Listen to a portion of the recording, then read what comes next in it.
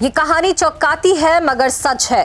कारवां के नवीनतम अंक में प्रकाशित कौशल श्राफ की रिपोर्ट 10 मार्च 2022 की रात 3:30 बजे मुंबई के लोनावला रूरल पुलिस स्टेशन में आई एक गुमनाम कॉल से शुरू होती है। कॉलर ने बताया कि पुणे मुंबई एक्सप्रेसवे पर पश्चिमी घाट के रास्ते एक ट्रक बीफ लेकर जा रहा है। महाराष्ट्र में 2015 के पशु संरक्षण कानून के संशोधन के बाद बीफ रखना या परिवहन करना हेरोइन, कोकेन या मॉर्फिन से भी अधिक सजा वाला अपराध बन गया है। पुलिस ने तुरंत कार्रवाई की। असिस्टेंट सब इंस्पेक्टर कुतुबुद्दीन गुलाब खान ने सिनघड़ कॉलेज के पास निगरानी और truck number plate NL01 AB 5853 को देखा। ट्रक रुकने से इनकार कर भागा, लेकिन पीछा करने पर उसे रोका गया और यहीं से 60 लाख के बीफ की बरामदगी का खेल शुरू हुआ। ये रिपोर्ट बताती है कि ट्रक में 28 टन प्रोसेस्ड मांस था, जिसकी अनुमानित कीमत 60 लाख रुपए बताई गई। ड्राइवर मगनू अशरफी पासवान और क्लीनर शुभम शर्मा को गिरफ्तार किया गया। उनके पास न तो मांस का कोई प्रमाण पत्र था और न ही परिवहन के कागजात।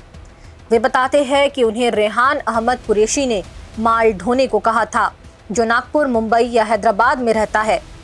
ई-वे बिल चौधरी इंटरप्राइजेस ने जनरेट किया था। इस रिपोर्ट के अनुसार इस माल को लेकर मजिस्ट्रेट के सामने एक आवेदन मुंबई में पंजीकृत रेम्बल एग्रो एंड फूड्स नामक कंपनी की ओर से आया था, जिसने दावा किया कि मांस भैंस का था, गाय का नहीं, और इसलिए राज्य में पूरी तरह से वैध था।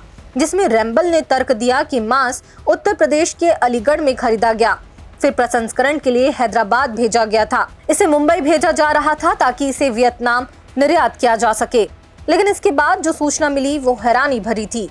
रेम्बल का सियान एग्रो इंडस्ट्रीज एंड इंफ्रास्ट्रक्चर से गहरा संबंध था, जो केंद्रीय सड़क परिवहन और राजमार्ग मंत्री नितिन गडकरी के व्यापारिक जगत की प्रमुख कंपनी है, जो भाजपा में राष्ट्रीय स्वयंसेवक संघ के प्रमुख सदस्य रहे हैं। रिपोर्टर कौशल श्राफ कहते हैं कि जब मैंने रेम्बल, जिसका नाम बदलकर अब वेनार्ड फूड इंडस्ट्रीज हो गया है, उनके वित्तीय मामलों की जांच शुरू की तो एक विचित्र पैटर्न सामने आया। रेम्बल का सियान एग्रो इंडस्ट्रीज एंड इंफ्रास्ट्रक्चर से गहरा संबंध था, जो केंद्रीय सड़क परिवहन और राजमार्ग मंत्री नितिन गडकरी के व्यापारिक जगत की प्रमुख कंपनी है। नितिन गडकरी भाजपा में राष्ट्रीय स्वयंसेवक संघ के प्रमुख सदस्य रहे हैं। वे लोकसभा में नागपुर का प्रतिनिधित्व करते हैं। सियान एग्रो के प्रबंध निदेशक मंत्री के पुत्र निखिल गडकरी है, जिनका कृषि व्यापार साम्राज्य विदर्भ क्षेत्र में फैला हुआ है। इस रिपोर्ट में दावा किया गया है कि रेम्बल के अधिकांश शेयर धारकों और निदेशकों को गडकरी परिवार के स्वामित्व वाली ये समर्थित कंपनियों द्वारा वित्त पोषित किया गया है और गोमांस व्यापार फर्म के पूर्व और वर्तमान शेयर धारकों ने बदले में सियान एग्रो में निवेश किया है। इस बीच रेम्बल को स्वयं एक सहकारी बैंक से बड़ा ऋण प्राप्त हुआ है, जिसकी अध्यक्ष मंत्री की पत्नी कंचन गडकरी है।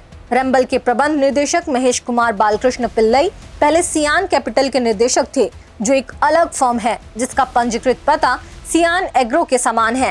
इंटरनेशनल शारजाह स्थित एक कंपनी जो रेम्बल की गोमांस के लिए विपणन के लिए जिम्मेदार है, उनका काम भी पिल्लई ही देखते हैं।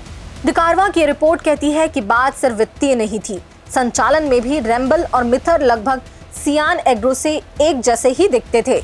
गोमांस के अलावा मिथर द्वारा वितरित लगभग सभी उत्पाद सियान के ही थे।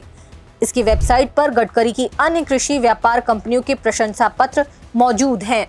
मिथर के कई ब्रोशर्स में मिथर के गोमांस उत्पादों के साथ साथ सियान एग्रो का लोगो भी प्रमुखता से दिखाया गया था। यहाँ तक कि रेम्बल की स्टेशनरी पर भी सियान एग्रो का लोगो था। नागपुर में रेम्बल की शाखा का पता गडकरी से जुड़ी 2 कंपनियों के निर्देशक का था। गूगल मैप्स पर रेम्बल एग्रो को खोजने पर एक कार्यालय की तस्वीर सामने आती है, जिसके नीचे सियान का लोगो लगा हुआ था। इन सभी सबूतों के बावजूद कि रेम्बल और सियान एग्रो सिर्फ ग्राहक से कहीं अधिक हैं, दोनों संस्थाओं के बीच संबंधों के बारे में गडकरी द्वारा कोई आधिकारिक खुलासा नहीं किया गया है।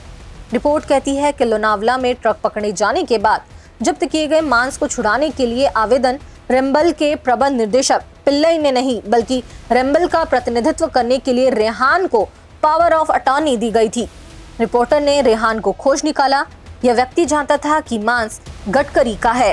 रिपोर्टर कौशल श्राफ कहते हैं कि मैंने रेहान को खोज निकाला। मुझे वो कॉर्पोरेट जगत का कोई माहिर आदमी नहीं लगा। उसे कारोबार की जमीनी हकीकत तो पता थी, लेकिन टैक्स फाइलिंग और कॉर्पोरेट कागजी कार्रवाई की बारीकियां नहीं।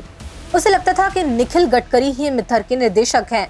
कागजी कार्रवाई में इसका कोई सबूत नहीं है, लेकिन ये बात मायने रखती है कि कारोबारी हलकों में मंत्री के बेटे को ही निर्देशक समझा जाता था। रेहान ने मुझे बताया कि उसने गडकरी के मालिकाना हक से मिलने वाली सुरक्षा की उम्मीद में कारोबार में कदम रखा था। उसने कहा कि लोनावला में पकड़ा गया मांस बैल का था, जिसे तेलंगाना में काटना और महाराष्ट्र के रास्ते भेजना कानूनी है। उसने कोई कानून नहीं तोड़ा था। इस मामले के बाद जिससे उसे भारी नुकसान हुआ, उसने बताया कि वो निखिल से मिलने गडकरी के घर 3-4 बार गया। हर बार निखिल ने उसे झूठे आश्वासन दिए। रेहान निराश और हताश हो गया। ये रिपोर्ट कहती है कि यही असली समस्या है। गडकरी परिवार जो कुछ भी कर रहा है वह स्पष्ट रूप से गैर कानूनी नहीं है, शायद झूठे विज्ञापन को छोड़कर।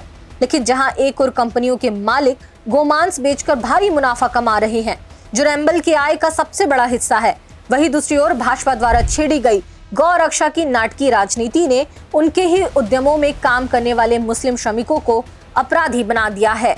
अमेरिकी संघर्ष निगरानी डेटाबेस ACLED द्वारा 2024 में किए गए एक अध्ययन से पता चला कि भारत में मुसलमानों पर हमलों का सबसे बड़ा कारण गौ रक्षा समूहों द्वारा की जाने वाली हिंसा थी। ह्यूमन राइट्स वॉच द्वारा 2019 में किए गए एक अध्ययन के अनुसार पिछले 3 वर्षों में ही गौ रक्षा समूहों द्वारा 100 हमले हुए, जिनमें 280 लोग घायल हुए और 44 लोग मारे गए, जिनमें से अधिकांश मुस्लिम थे। ये रिपोर्ट है द लेंस के लिए नेशनल ब्यूरो हेड आवेश तिवारी की। देश दुनिया की रखी खबर हर रोज हर शाम कानो कान सुनते रहें द लेंस पॉडकास्ट। रही अपडेट लेंस के साथ।